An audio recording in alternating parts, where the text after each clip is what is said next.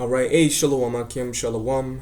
First and foremost, as always, before we get started, giving all praise, honor, and glory unto our power, Yahweh, Bahasham, Yahweh Shai, Bahasham, Racha HaKodash.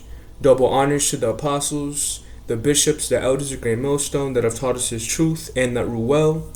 And peace and blessings go out to the hopeful members of the elect, scattered throughout the four winds of the earth, that are in the hopes of receiving salvation or mercy during the time of Jacob's trouble, and that are worshiping the Heavenly Father in sincerity, in spirit, and in truth. Alright? Now, as you can see within the title of the lesson, how has the oppressor ceased? / BRICS ain't playing. Alright?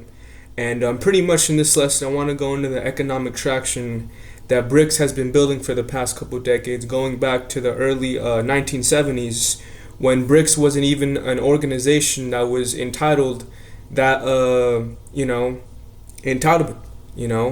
Prior to BRICS, you had pretty much a vast majority of countries that were in the mindset of recognizing the stout, environment that America was creating for itself. And then within that whole process, these small countries that were known for being, countries that would produce goods that would be sold to America, were in a spirit where they were like, you know what, let's start actually, because a lot of these countries had their factories and their manufacturing companies within America, all right? But as they saw the set traction of how America was working in terms of them pretty much storing up treasures for themselves, as the scriptures tell us, they were in a spirit where they caught drift of it, So just like any other country, they departed their set manufacturing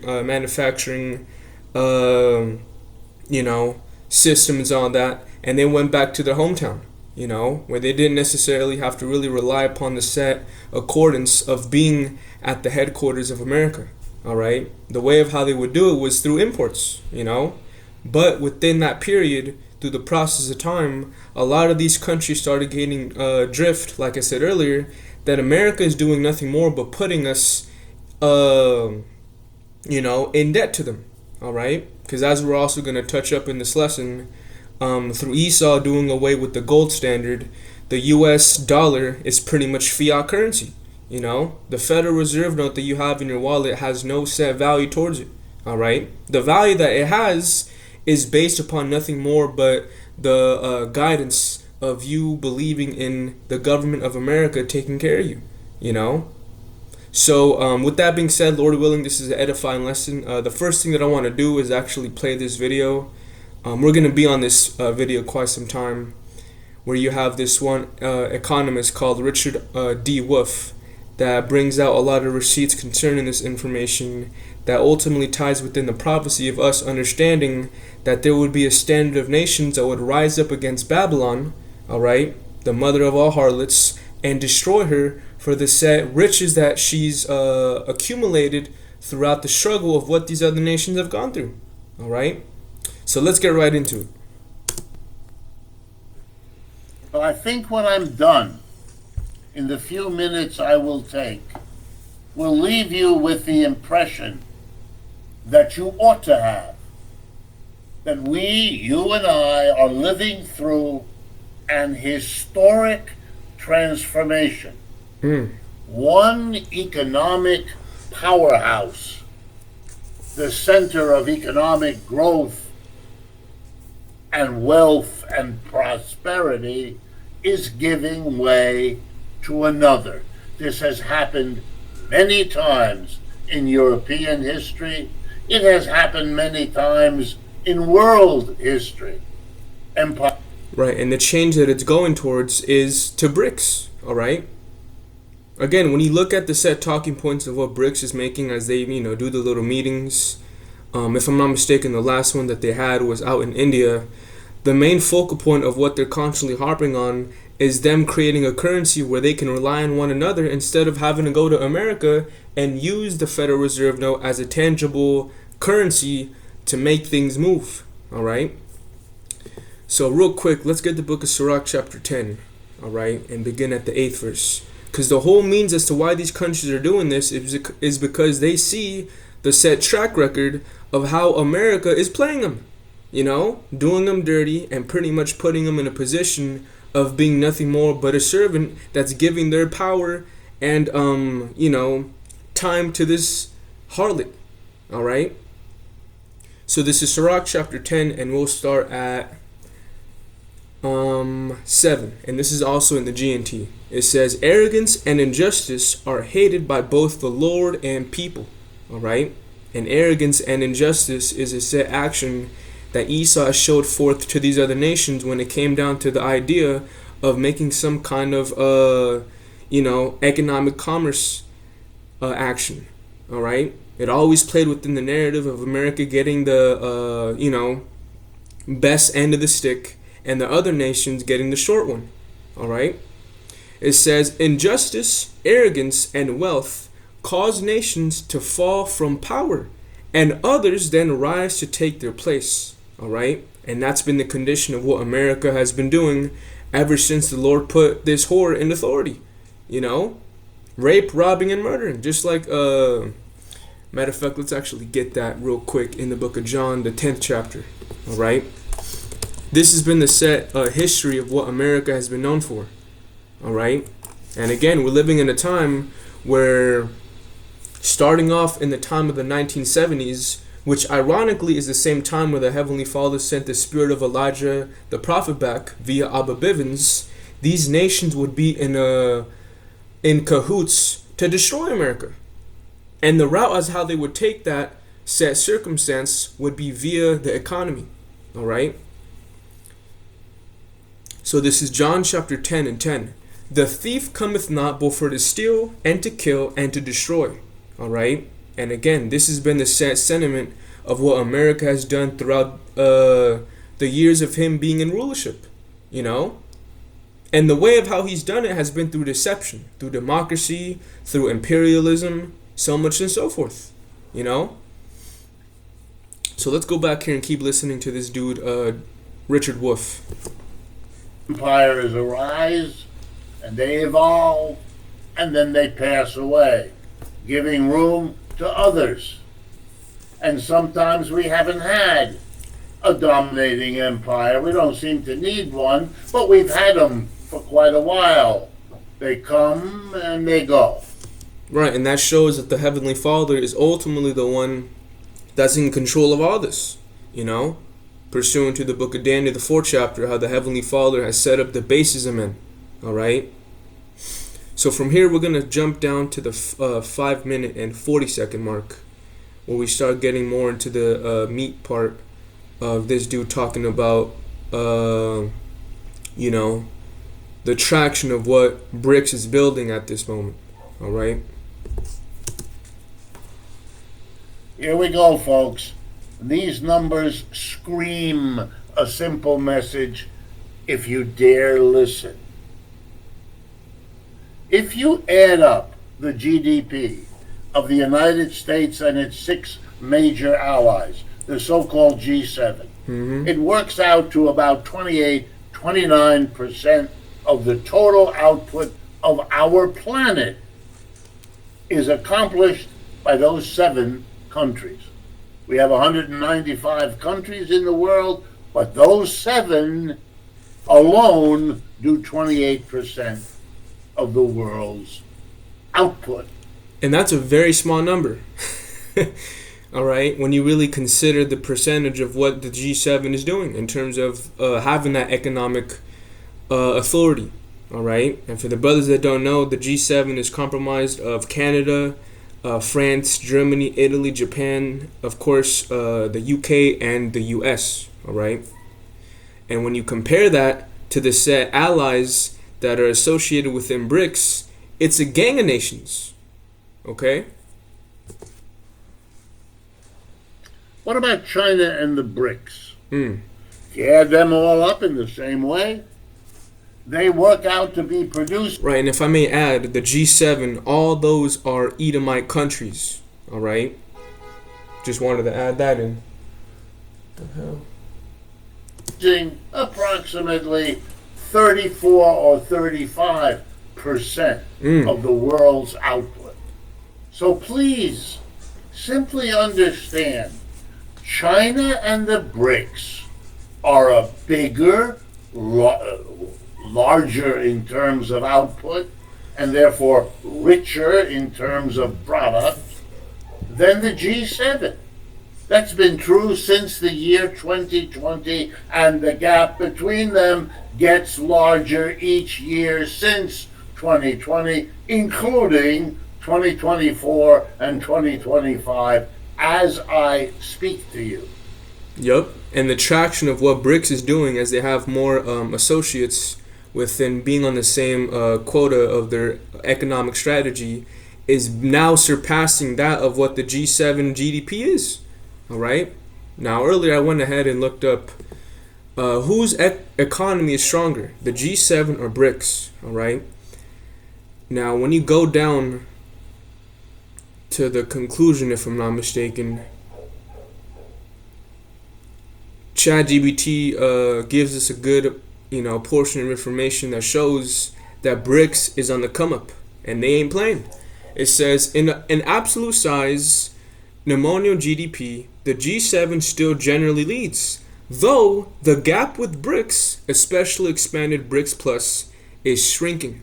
All right, so that set, space that America and the associates within G7 have in comparison to the BRICS. That little gap by the year, as Richard D. Wolff was saying, is slowly but surely closing in.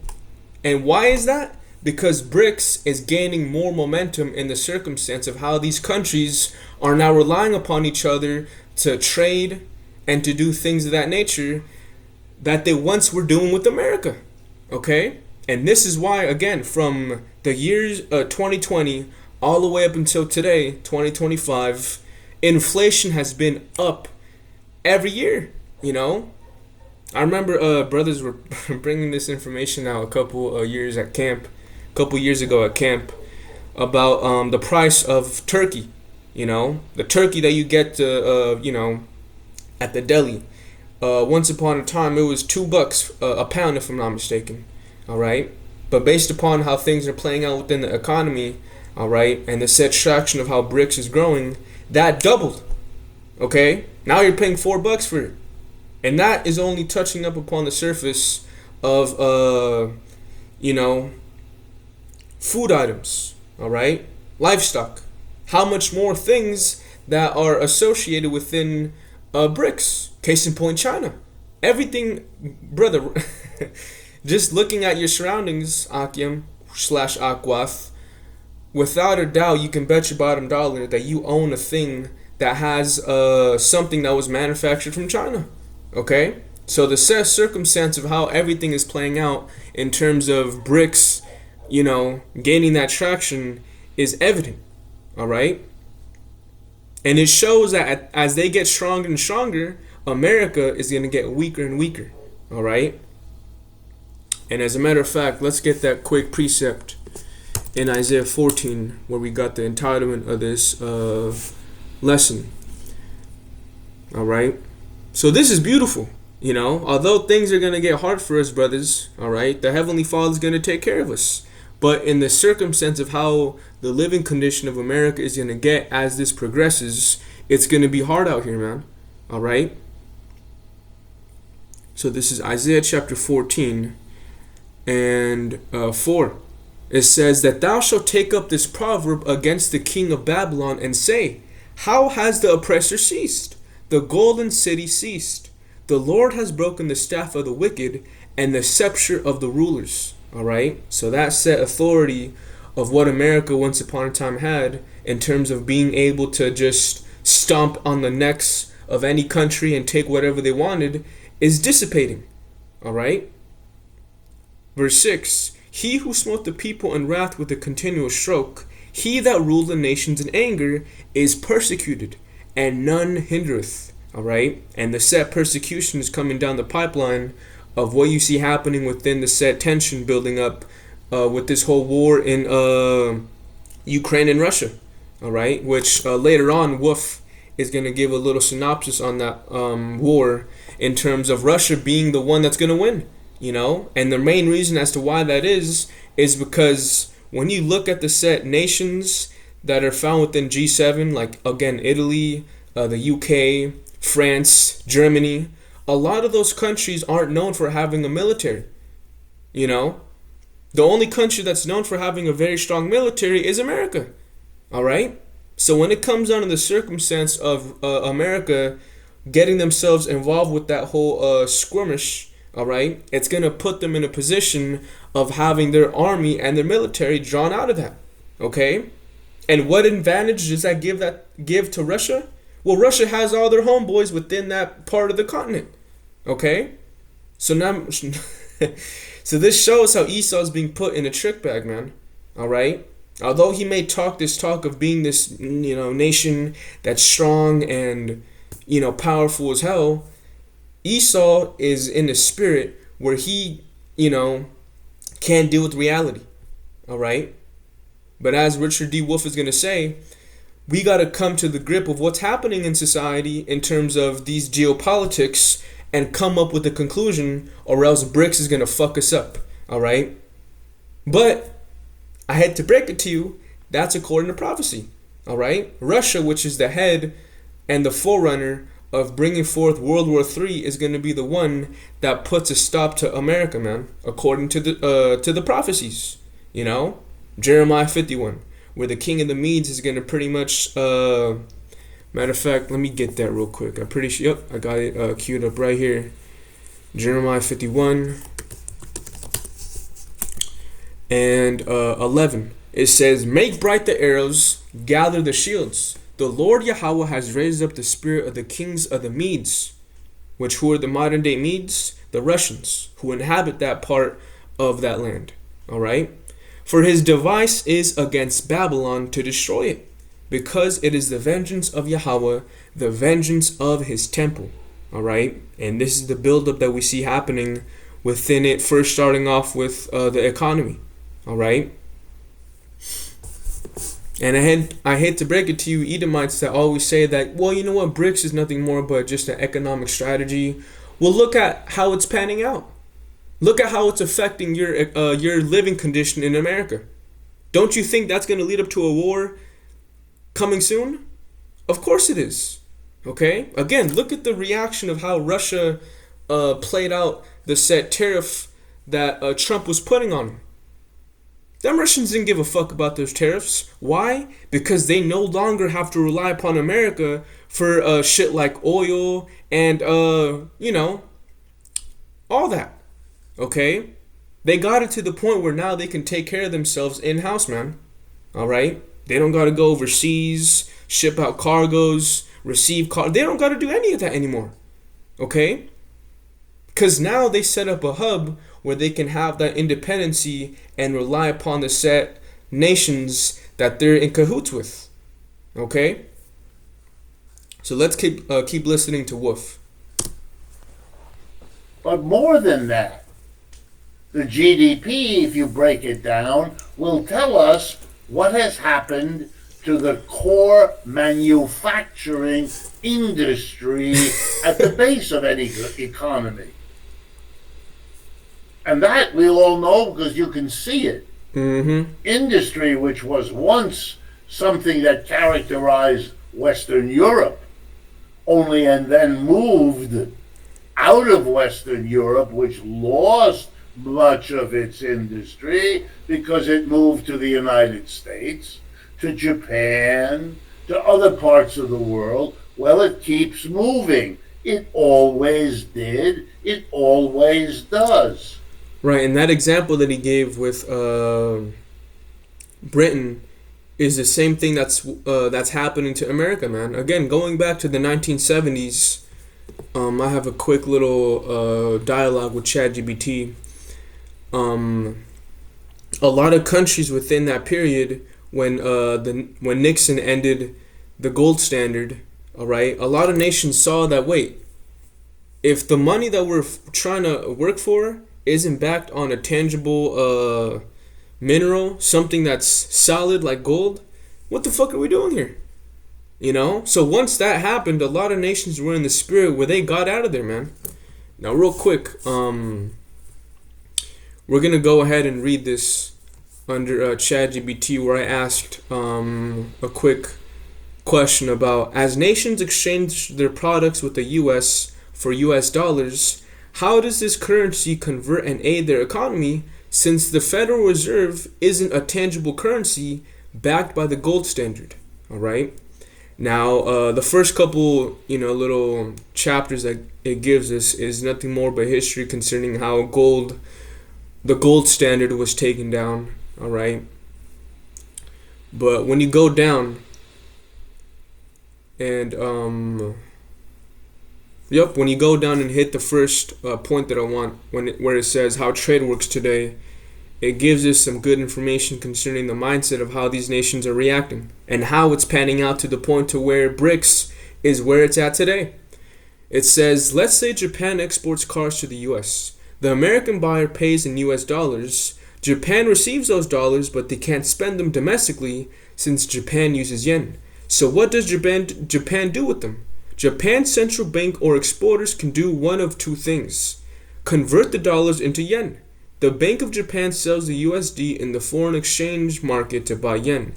This raises demand for yen and can strengthen Japan's currency unless the central bank intervenes to prevent that. The second option says hold the dollars as foreign reserves or invest them. Many nations keep dollars in reserve for global trade, debt payments, and currency stability. They often reinvest these dollars into US Treasury bonds, earning interest and maintaining liquidity. All right? But again, the point of the matter of what we're talking about is the idea that the US dollar isn't backed by anything. All right? And as a matter of fact, hold up. I believe I had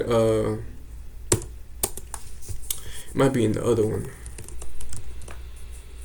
Yep. It says, even though the US dollar is no longer backed by gold, it is backed by the US government's credit worthiness, the global demand for trade in the USD, and the network effect of everyone using it. And that's the only reason as to why the Federal Reserve note has any kind of substance, because people rely on it to trade. Esau's he's created so many dollar bills to the point to where people have no other choice but to use it based upon the strength that it has in the world. But as we understand, matter of fact, let's look up the debt clock. The Federal Reserve note is worth, man, look at that. But the FRN, man, look at it. There's no, it's backed by nothing but debt. All right? And pursuant to Habakkuk 2 and 6, this is according to prophecy. It says, shall not all these take up a parable against him, and a taunting proverb against him, and say, woe to him that increaseth that which is not his. All right? And what is that Esau is taking that isn't his? The set products that he gets from these other nations. All right? Again, what Esau does whenever he needs money is prints it out of his ass and gets what he wants. All right? And who's catching up with this said idea? The other nations, man.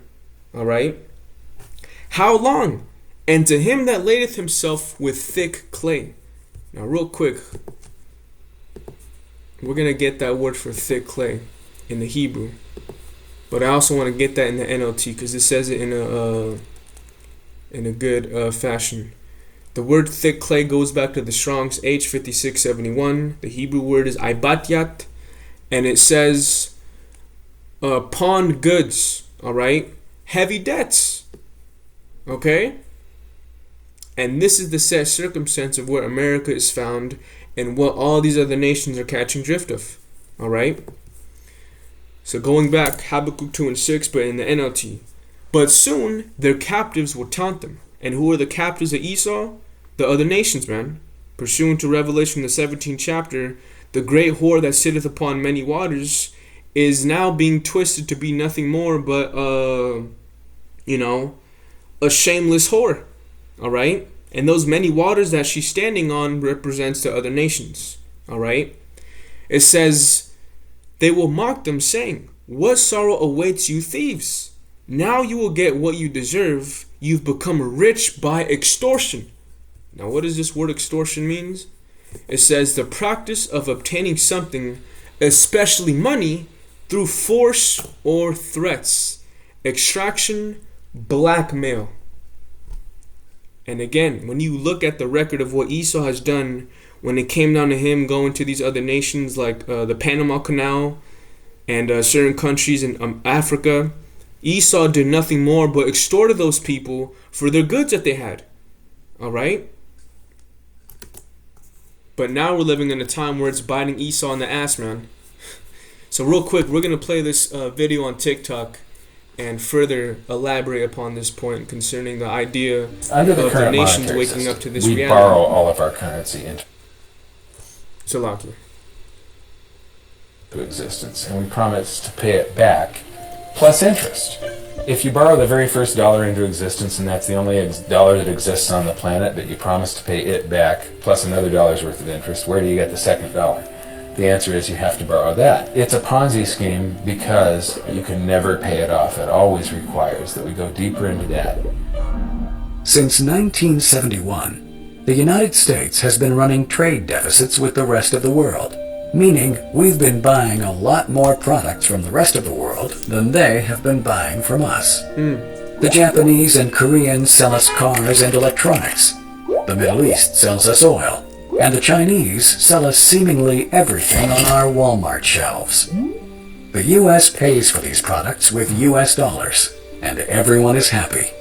But if countries were to convert these US dollar profits back into their own currencies, their currencies would rise in value, making their economies less desirable to trade with. Instead, countries invest their dollar profits by buying US government bonds. So countries around the world sell their goods to the US in exchange for US dollars, which have been borrowed through the Federal Reserve, creating IOUs. And countries then loan their US dollar profits back to the US by buying more IOUs. The money from these loans is spent on paying government expenses, as well as paying back previous IOUs. But in order to do this, larger and larger loans must be made in order to pay back the principal and the interest. And again, these loans aren't backed by anything, alright? It's just fluff, alright? By paying back old loans with new and larger loans, it would appear as if the entire world has been investing their hard-earned money into a Ponzi scheme of epic proportions. A Ponzi scheme of epic proportions. And this is what the other nations are waking up to the reality of, man. Alright? So now what's the set quota of what they're trying to do? Set themselves up in a system where they no more have to rely upon this great whore who's been fucking them over. Alright? Salakia. Now real quick, let's get this in Revelation the 18th chapter and go into some scriptures that elaborate upon the idea of how this great whore, America, Babylon the Great, has been the way of how these other nations have been able to move in commerce. But again, they've always gone the short end of the stick. So this is Revelation 18 and 9. Matter of fact, let me start at 10, just for the sake of time. You know what, fuck it, let's start at 9. And the kings of the earth who have committed fornication and lived deliciously with her shall bewail her and lament for her when they shall see the smoke of her burning. So after the aftermath of America's destruction, these other nations are going to be in the spirit of being, sorrowful, because they did get, some kind of status when they did sleep in the bed of this whore and, make exchanges, all right? Verse 10, standing afar off for the fear of her torment, saying, Alas, alas, that great city Babylon, that mighty city, for in 1 hour is thy judgment come. And the merchants of the earth shall weep and mourn over her, for no man buyeth their merchandise any more. So again, this shows that this upcoming kingdom, according to this prophecy, alright, would be a country that would be it would be predicated upon the idea of being under the spirit of consumerism. Alright? It wouldn't produce goods, it would just take things and exchange it for its fiat money. Verse 12, the merchandise of gold and silver and precious stones and of pearls and fine linen and purple and silk and scarlet and all fine wood and all manners vessels of ivory and all manner vessels of most precious wood and of brass and iron and marble and cinnamon and odors and ointments and frankincense and wine and oil and fine flour and wheat and beasts and sheep and horses and chariots and slaves and souls of men. All right. So this shows the said dainty, what's the word I'm looking for? The dainty living condition of how America has been living, But all this is gonna be put to an end, man. All right. So that's pretty much the point. Just kind of showing that idea of America being this consumerism country. All right. And as now America's being in a position where they have to start making moves in terms of having these other countries comply with their order, they got to start making out-of-pocket moves of declaring war. All right. Which is the whole reason as to why that whole tension in Ukraine is going on. Even the whole thing happening in Venezuela. All right. America isn't going to war with Venezuela just because of some cartel members. They're going to war because they want that oil. They want a country that's going to be submissive to the set order of what they got going. All right. But again, who's backing up Venezuela? BRIC countries like Russia, China, Japan, Iran, and so much and so forth. All right. So this great whore is being pinned to a corner, man. And very soon she's going to be popped with nuclear destruction. So let's go back here and keep listening to this dude Richard. And starting in the 1970s, large industrial corporations in the United States, most of them, discovered that they could make more money, become more profitable by doing three things in a big way. Number one, move production out of the United States to China, India, Brazil, other places. Yep. Nobody put up a gun to their head. No one forced them. Not the foreign government, which never had the power, nor the American government. They demanded the American government help them move abroad, maintain the military all over the world to make it safe to do business at a great distance. But they went and they set up their factories over there and they closed them here, and we all know which parts of America, New England, the Rust Belt, and large of the parts of the rest of the United States sit empty and idle because those companies made more money. Mm-hmm. If you were a shareholder, you got a piece of the extra profits, which is why the stock market does real well while the economy is hollowed out. Yep. The second thing they did was replace workers with machines, automation. And the third... Right, so what he's pretty much explaining is a set idea of what these countries that are now called BRICS did to become more independent from really relying on America. All right? Although their reliance is still upon America because they do trade and whatnot. The third thing they did is... Because of the set unity of that organization, BRICS, they're slowly but surely seeing that they don't really got to do that anymore, Is bring in cheap immigrants. When you can't make more money by going over there where the cheap labor is, you bring it here. Mm-hmm. That's what they did. And for the 10% of our people who own the companies of this country, it was wonderful. We've had a stock market boom where they became rich. But the other 90% didn't. And that's most of you. Right. And where did... So again, your Federal Reserve note that you have in your wallet, all right, and all that money that you have in your bank account, it don't mean shit, all right? So without further ado, there's a, to close it out, we're going to go back or go up a couple minutes and hit the 18-minute and 45-second mark, where Richard D. Wolff pretty much says, yeah, If this keeps escalating and America starts revolting against BRICS, nuclear destruction is going to be the answer of what both sides of the parties conclude to. All right? Now, from here, we're going to go back to this dialogue with ChatGPT and go back to the present, where it gave us a time period.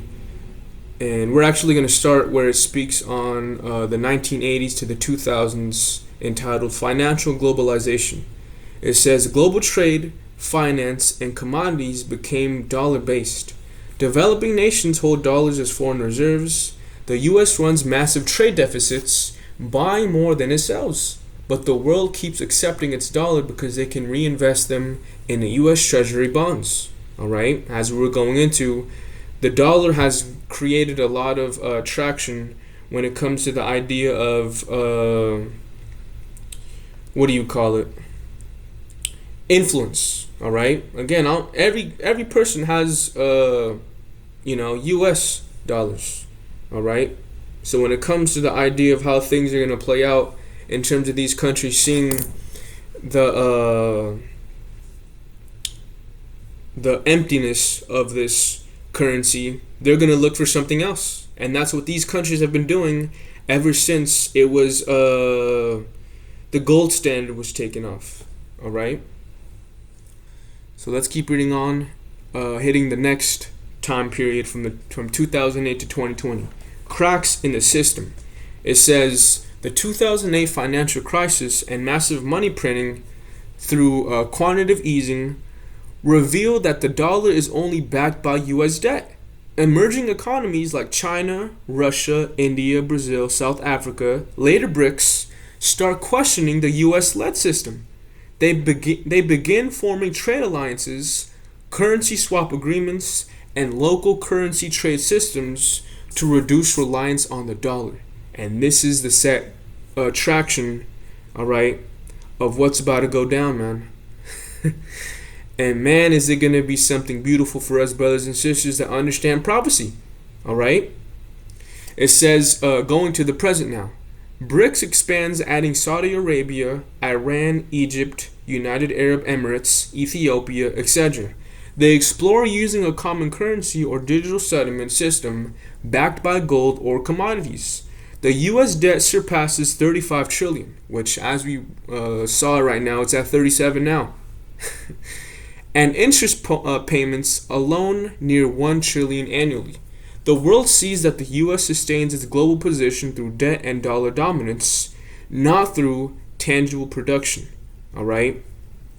So this is the reality of what these countries are waking up to. And they're making moves. All right? No more are they going to be in the spirit where they're just waiting on America to do something. All right? They're making their own currency, man. And the next era of what's about to happen is that of something digital. All right? So once these countries change to it, the currency of what's going to happen out here in America is going to also take that shift. But if you want to gain some kind of status and be up there and have your set living condition to stay permanent, you got to be a part of it. All right? And in order for you to be a part of it, you got to take the MOT to the B that's going to integrate you within the new body of how commerce works, man. All right? So with that, let's just finish off with what this dude Richard D. Wolff says, and we'll get another precept to close it out with. Now over 10 years to stop it, to contain it, to pivot to... Salaki, and this Edomite's mad as hell, man. He sees the said tacky system of what America is doing with their economy. And he sees how BRICS is doing everything in their ability to get an upper hand. Okay? Shift. The United States has been trying now over 10 years to stop it, to contain it, to pivot to Asia. There's 100 ways it's being said. That's not working for these 10 years. China has become regularly more important economically, more important politically, and more important militarily. Army, Air Force, Navy, all of it. And as I said, the BRICS have military power too. We have to come face to face with where we are historically, and we would be a lot better off sitting down with the BRICS and working out a way we can all live on this planet. But that ain't gonna happen. Why? Because it's not according to prophecy, man. Alright? Prophecy states that Babylon, as we were reading in Revelation the 18th chapter, is gonna fall and be destroyed. Alright? And there's gonna be no one to inhabit this earth or this piece of land. Alright? Because the only thing left for the West to contemplate as this process unfolds is nuclear war, and then the game is over for everyone. Woo! And if you rule that out, Man. if you're smart enough to do that, then the next thing is to sit down.